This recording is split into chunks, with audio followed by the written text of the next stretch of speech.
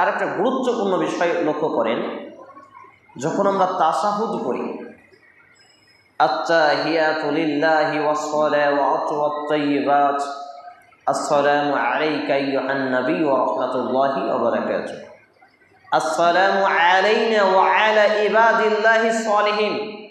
কত গুরুত্বপূর্ণ অংশ জানি আমরা।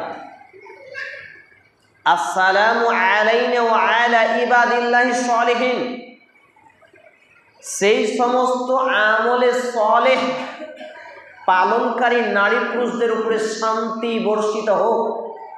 সুবহানাল্লাহ। মানে আমরা মানুষকে বলি না আমার জন্য দোয়া করেন, তাহলে যারা মুমিন হবে তারা দোয়া না চাওয়াতেও মুমিন ব্যক্তির দোয়া পেয়ে যায়। সুবহানাল্লাহ।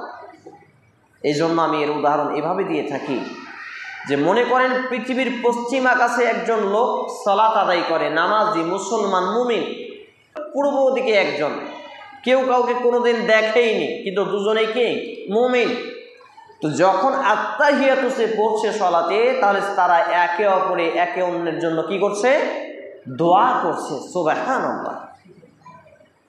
কিন্তু এই জ্ঞান, এই বুঝশক্তি কোরআন হাদিসের মজলিস থেকে পাবো আমরা, কোরআন হাদিসের গ্রন্থ থেকে পাবো, তালিমে বৈঠক থেকে পাবো, কোরআন এবং হাদিসের আলোচনাযুক্ত সমাজ থেকে পাবো।